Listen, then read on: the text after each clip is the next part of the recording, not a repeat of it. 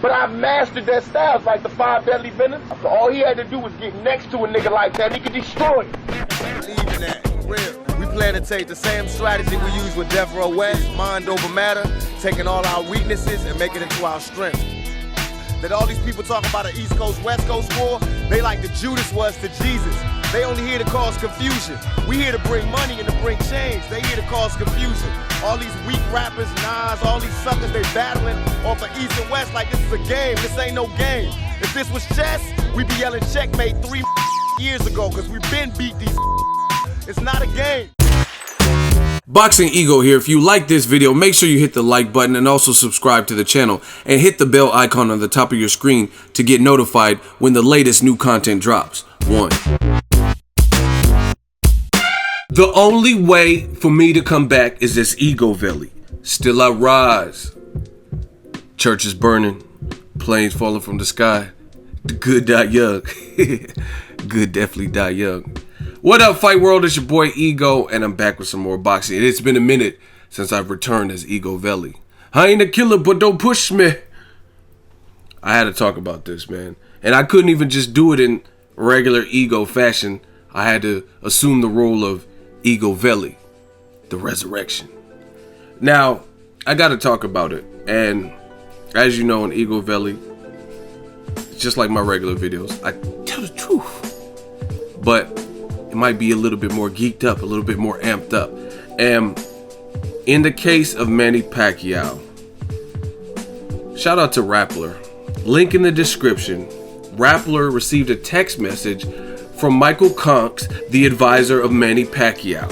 And in that text message, they said they are finalizing the terms for Pacquiao to fight, drumroll please, Jeff Horn on July 2nd.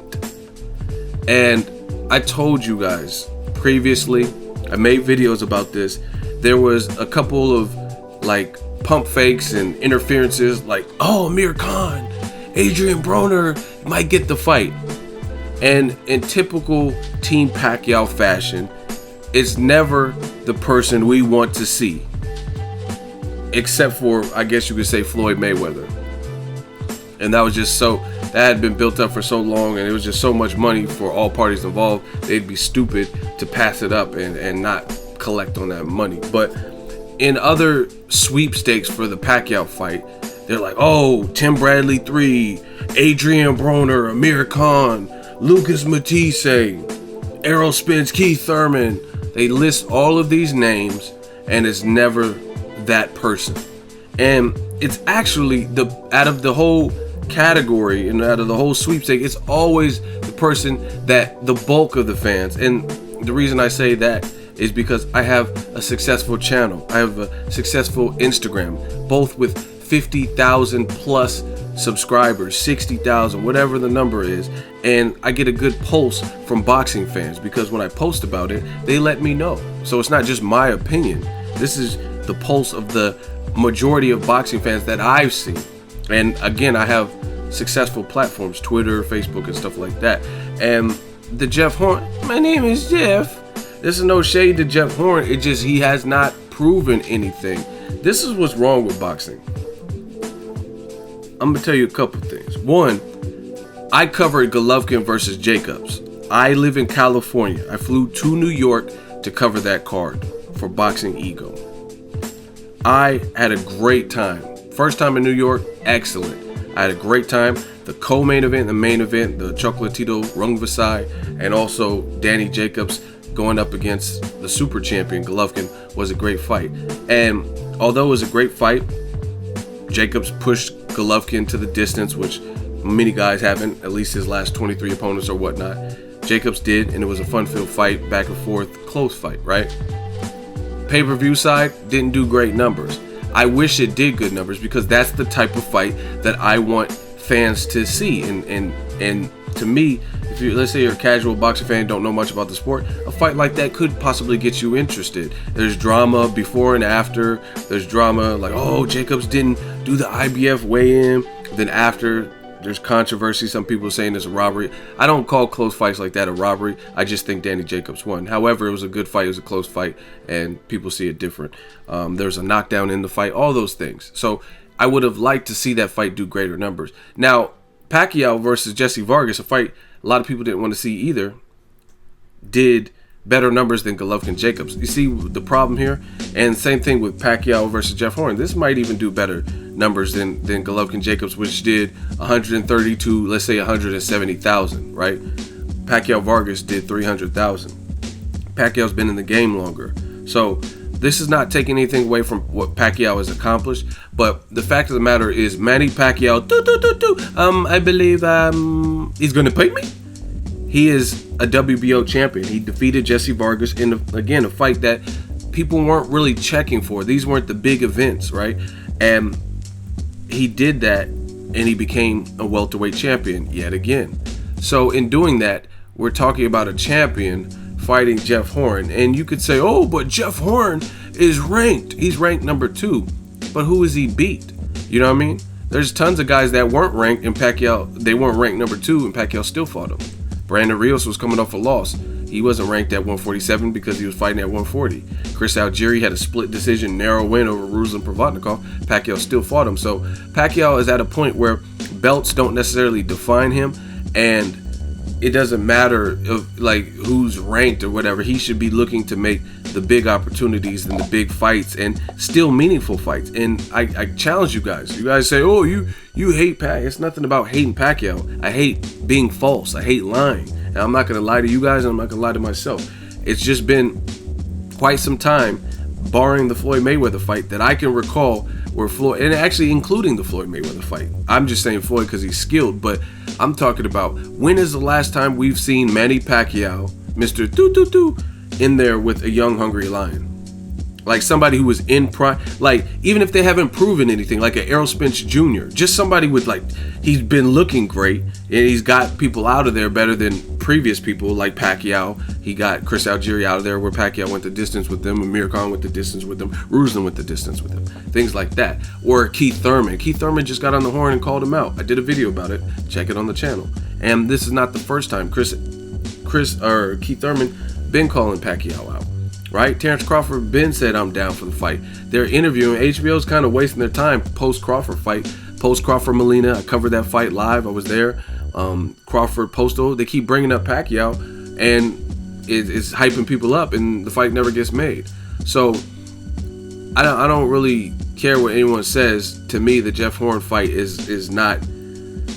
It's not what boxing needs to me. Like, it's cool for Pacquiao and Jeff Horn because it's an opportunity, but it's not cool for the whole sport of boxing, which is precisely why it's taking place overseas, why it has to happen outside of U.S. soil. You know what I mean? It has to happen in Australia, where Jeff Horn is from, because they knew they couldn't bring that fight to Las Vegas. They have to use Jeff Horn's demographic and give Australian fans the opportunity to see a legend like Pacquiao. Otherwise, it would be a complete and utter flop if they did it in, like, the T-Mobile Arena. You can go to T-Mobile Arena and watch Canelo Chavez Jr. on Cinco de Mayo weekend, or in July, you know what I'm saying, watch Manny Pacquiao versus Jeff Horn. And Bob Arum, he's been in the business for a while. He knows that. He knows that fight would not sell in the U.S. That's why he has to take Chris Algieri fights into Macau, China, and Asian markets, and put Zhao Shiming on the undercard and stuff like that, because that's the only way you could squeeze a dollar out of people. Because I'm not saying other regions aren't smart, but American fans have proven time and time again they're not with the bullshit. They're not going to just be supporting whatever. I mean, in people's pay-per-view numbers, Kovalev Ward, all these numbers show that. And those were good fights. You know what I mean? Triple G, Jacobs, Kovalev Ward, those are good fights. And the numbers still didn't resonate. So Arum, Top Rank, they know they couldn't put Jeff Horn because people don't know him. He's not a big enough commodity. So it's not looking good, man. And I've enjoyed Pacquiao's whole journey, his career. I've watched pretty much, I've ordered most of his fights up until the real last part of his career. I didn't order the Jesse Vargas fight, things like that. But before that, when he was fighting, knocking out Hatton and fighting De La Hoya, we ordered all that, me and my brother and stuff like that. We watched all those fights live. But it's a sad point to me for Pacquiao, because now it's like he's like an attraction. It's like Julio Cesar Chavez Jr. Julio Cesar Chavez Sr. fighting an exhibition fight in Mexico or whatever. You know what I mean? It's just that's what Pacquiao, because you're clearly not. Even if Jeff Horn's ranked number 2, who's ranked number 1? Why aren't you fighting that guy? You know what I'm saying? And he's only ranked number 2 with that one particular organization. Why don't you pick like a Terrence Crawford, who's probably ranked in all sanctioning bodies and stuff like that? You know what I'm saying? So it's sad to see Pacquiao, who a quality fighter, a talented fighter, fighting the likes of Jeff Horn. Now, again, it's not finalized, but it's been inching towards this, and it looks like that's what it is. Amir Khan saying, hey, the Dubai investors are still down. I don't know what they're talking about, but for whatever reason, they're saying, hey, the money's not there. So it's clear to me. And Pacquiao, I mean, Khan just came off of a knockout. Why wouldn't you want to take that fight? It's a bigger money fight. And even Bob Arum, like, F the investors from Dubai, Bob Arum, why doesn't he host that? You know what I'm saying? In the States. That would sell. It would sell better in the States than Jeff Horn. You know what I mean? Khan still has a name. He's still a silver medalist. They have the backstory. They could do a nice HBO face-off in 24/7, like former sparring partners. Pacquiao meets Khan. You know what I mean? Freddie Roach is on record recently saying that Pacquiao was losing the first 4, 5, 6 rounds in sparring to Khan until he picked up the pace and, you know, he made adjustments. So, you know what I mean? I would definitely rather watch that. But you also have Broner, guys like that. And I think Pacquiao would probably beat Broner. I think Broner's too flat-footed, but I don't think he stops Broner because he hasn't stopped Jesse Vargas, Algieri, Rios. And I think Broner, he's tough. You know what I mean? He has good hand speed, flat-footed, but I don't know. Maybe Broner could beat him, but I would lean towards Pacquiao. But it doesn't matter because we're not getting the fight. I think Crawford beats Pacquiao right now, but it doesn't matter because we're not getting those fights. You got Errol Spence. That would be a horrible style for Pacquiao just because he's a southpaw and he's big and he has that power. And some of those punches that Pacquiao's famous for wouldn't line Spence up as much. And you guys can say whatever. Oh, Spence ain't fought nobody. Keith Thurman, that's another good fight, man. And we're getting Jeff Horn. Like, I really feel like it's like a spit in the face. Like, people say, oh, but it's Pacquiao. He has nothing to prove. He's a legend. He's a legend. I'll give you that. But this whole myth of he has nothing to prove, why are people still saying that Floyd shouldn't fight Conor McGregor and he needs to fight Gennady Golovkin? Floyd beat Pacquiao. He's older than Pacquiao, and he has a good resume just like Pacquiao. But yet people still say Floyd needs to fight Keith Thurman, Gennady Golovkin, Demetrius Andrade, the bigger Charlo, or whoever. Edislandi Lara, guys that are clearly bigger than him physically. He still has more to prove, right?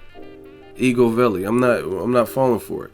Oh, Pacquiao's nothing to prove. If he has nothing to prove, then he needs to relinquish his belt. Because as a champion, you can't say, oh, I have nothing to prove now. You know what I'm saying? That's like my YouTube channel getting to 100,000 subscribers, and then I stopped doing content, stopped giving you guys updates and opinions and insights and interviews, saying, hey, I made it to 100,000 subs. I've reached this milestone, this pinnacle. I've been doing this for years now, and it's finally paid off. I have nothing left to prove. Then people aren't going to come to my channel, period. Because if I have nothing else to prove, then and I just stop, then I'm at a standstill. You always got to keep moving. You know what I mean? So as long as you're in the sport, you still have something to prove, right? You know what I mean?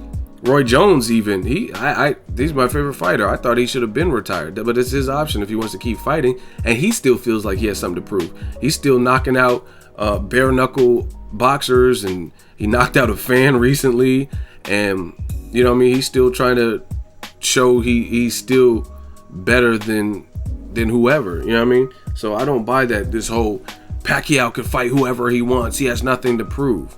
You know what I mean. I would even like. I don't have to see it, and I respect Marquez's stance on it, but I would way rather see Juan Manuel Marquez 5 than Jeff Horn, because at least that's a grudge match, and every single time Pacquiao and Marquez lock up, it's an action fight, and it's a good fight, and both guys are trying to impose their style. So just real disappointing. You guys can be fanatical fans and not listen and just say, oh, you're hating or whatever. That's the thing. That's what's wrong with this generation. if you say something people don't agree with, like, I don't care. I'll be on an island by myself. I could be the only person in this planet that feels the way I feel, but that's not going to stop me from speaking my mind. And that's what's wrong with this generation is if you say something that's unpopular that people don't like, or you say something, even though it's substantiated by fact and you can explain intelligently why you feel that way, they say you're hating. What do I have to hate on Pacquiao for? He's like 5'5.5". He's, you know what I mean? Like what? Because he has money? Like what do I have to hate on another man for? Period. It's nothing to do with hate. I don't like the fight. If you put him in there with even Broner, Crawford, Matisse, you know what I mean? Anybody like that, it wouldn't be as to me, it wouldn't be as bad of a look. Jeff Horn, again, I'm not trying to throw shade to him. He laces him up. I respect that. But I have not seen anything from the limited footage I've seen of him. I've watched some stuff from him ever since his name was in the running. And I have not seen anything from him that stipulates that Pacquiao doesn't have it enough to beat him. So maybe he could surprise us. But either way, that's horrible to me. That's how you know, like Pacquiao, like if Pacquiao loses to a guy like Jeff Horn, who has not even had a big step up, that no one really knows, you know what I mean? Okay, he went to the Olympics for Australia, but that's because you have to look at the region you come from. If you come from, like, let's say you came from the UK, let's say you came from like England or something, let's say you came from America, Cuba, different places like that, it's probably harder to get on the Olympic team because look at how many great Cuban fighters that they have. You know what I mean? It's probably harder to land a place. But Australia, I can't name 5 or 6 top level guys from Australia in any division. You know what I'm saying? That's just me personally. I really can't. The only people I can even think of from around there is like Daniel Gill, was it Danny Green, Anthony Mundine, Joseph Parker's from New Zealand. You know what I'm saying? So I can't even think of that many quality. David Tua, New Zealand. I can't even think of that many fighters even from Australia. So I mean, that's cool, but it's not like he medaled and got a gold medal or something like that. I've seen nothing in his fight that interests me in a Pacquiao Jeff Horn. So it's funny because you're gonna see all these fanatical fans like, you're hating, it's a good fight. Explain how it's a good fight. And this is how you know they're lying, because if it was such a great fight, how come HBO nor really any fans that I've seen mentioned that as a possible fight that they wanted to see before Bob Arum, Top Rank, and Team Pacquiao mentioned that Jeff Horn was an option, right? People have always fantasized about what if Pacquiao fought Keith Thurman, what if he fought Terrence Crawford, what if he fought Mayweather in a rematch, because these are fights people want to see him fight. I've even heard people say Pacquiao versus Matisse at different points of time, or Pacquiao, Ruslan, Provodnikov. But I have not heard anyone say before he became in the running, oh man, I can't wait to see Pacquiao Jeff Horn. My name is Jeff. That's Jefe. So you guys let me know what it is, but Bob Arum saying Pacquiao might fight in July and then maybe again in November, but it's just, this is disappointing. Like I said, if Pacquiao has nothing left to prove, then why keep fighting? What are you doing? You know what I mean? If you have nothing else to prove, then you should be like, cool, I'm called a career, I'm going to focus on my senator duties. You know what I mean? If you need money, start a GoFundMe page or something, but you still are a champion. I mean, the same goes for even like Miguel Cotto. Miguel Cotto, they're talking about Liam Smith. I don't want to see that. Why do I want to see Cotto versus Liam Smith and he just got trashed by Canelo, a guy that beat Cotto? You know what I'm saying? Like, that doesn't, what does that prove? You know what I mean? There's too much talent from 147 to 154 for guys to be fighting fights that don't make money, like big money worldwide, and don't make sense either. You know what I mean? People hating and mad that Floyd is talking about fighting Conor McGregor, but there's no one on this planet that can argue that that fight will not generate money. You could say, oh, it's laughable, it's a circus. I'm good with that. Okay, that's fine, because it is a circus type of fight, because you're having it's a crossover.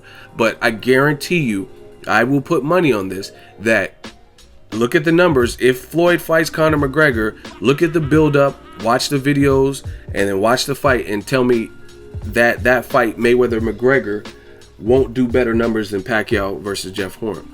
So for the people saying it doesn't make sense, it clearly does make sense, because it's going to do better numbers than probably any fight this year.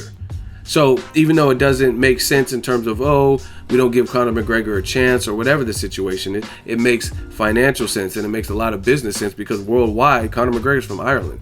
Worldwide, that's going to generate a lot of interest. It's going to get a lot of casuals and people who watch UFC, maybe don't watch boxing. It's going to get them watching, because it's such a weird pairing.